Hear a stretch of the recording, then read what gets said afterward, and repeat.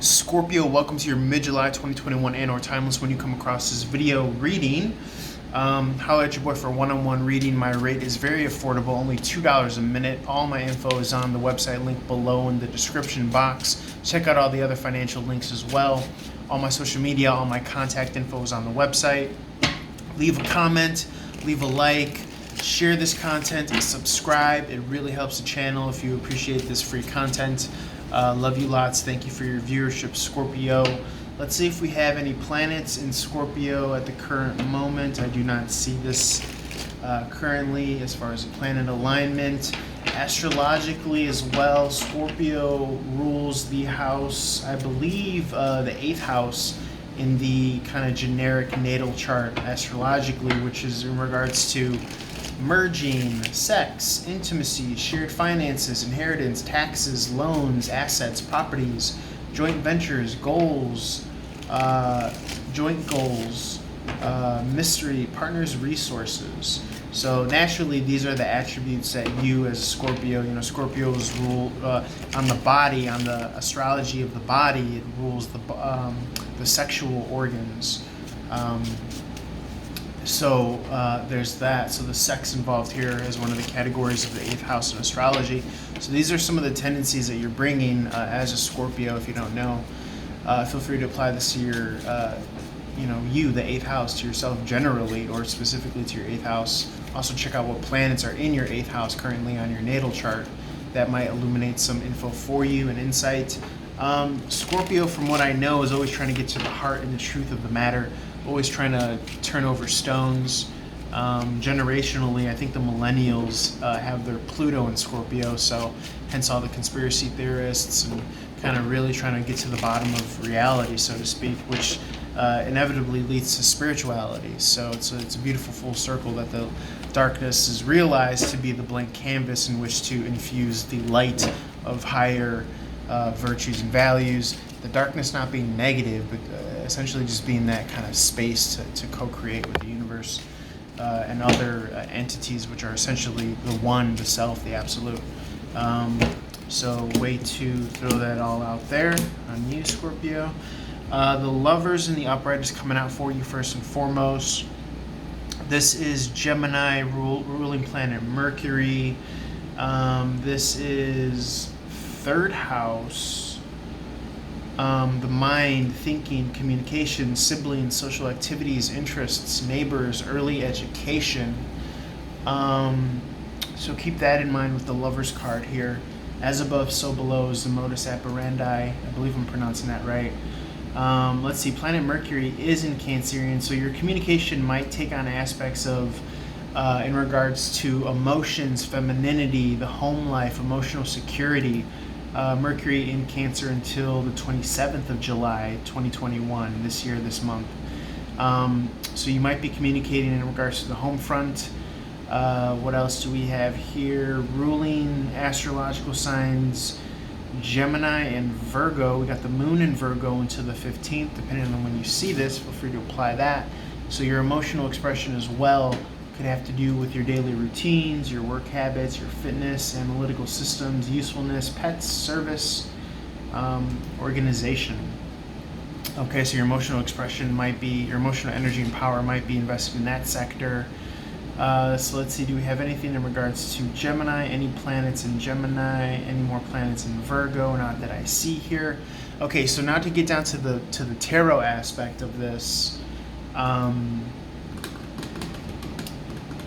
So we are speaking to, the Lovers traditionally in the tarot is twin flame soulmate energy. 6s are about harmony and balance on either end, balancing coherence of the heart and the mind, making sure you're on the same page in regards to the heart and the mind communicatively.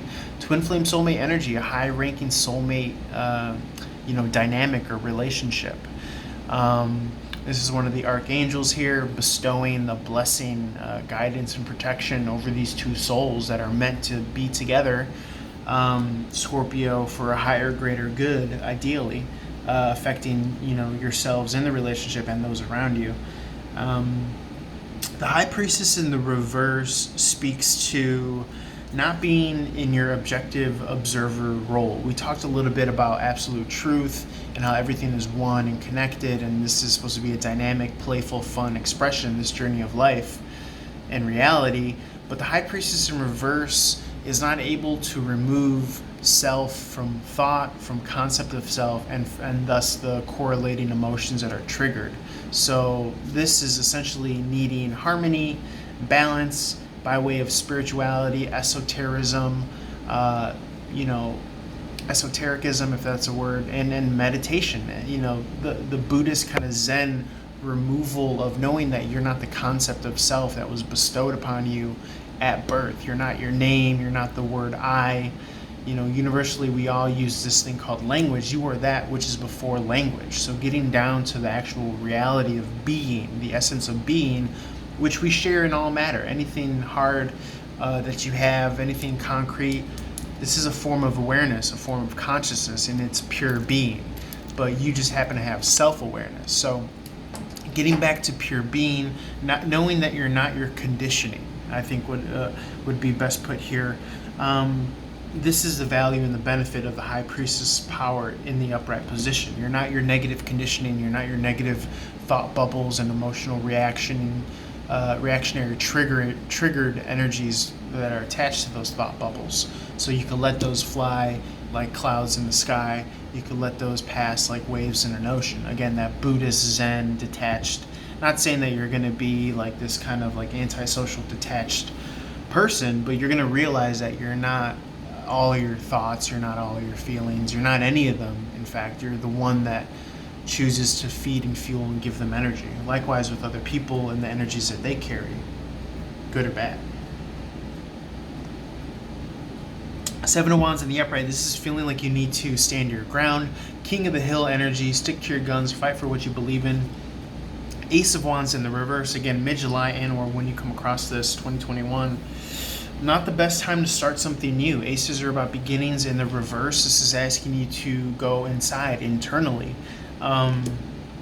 Maybe put that passion, that firepower back into yourself. Reinvest your action into yourself. It could be by way of exercise, some sort of physical action-oriented impetus, firepower, spark plug, energy into the self.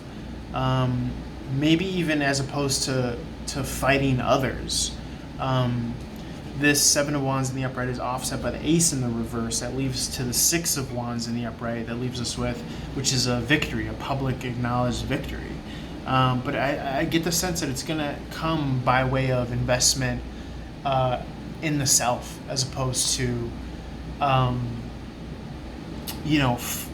fighting that fight with the Seven of Wands here. Typically with the High Priestess in the reverse, you're outside of that kind of spiritual being and knowing, and so you're more so inclined to have a drag out kind of brawl, which is what the Seven of Wands looks like. You don't have to do that. You can pull that back. It could be in relation to a significant other. I also read the Lovers as a divine career or occupancy of what you're supposed to be doing, occupation, I should say. So you might feel like you have to fight externally, but really truly take that firepower and reinvest it into actions that are self-empowering, essentially, is what the message is for you, Scorpio. I know that was general. Sometimes that could be vague. It helps if, to be more specific, if you have a specific question or a topic that you're concerned about, to reach out for a one-on-one reading, and we could help illuminate that for you. That being said, subscribe, like, comment, and share this content here and across all social media. Holler at your boy. Love you, Scorpio. Peace.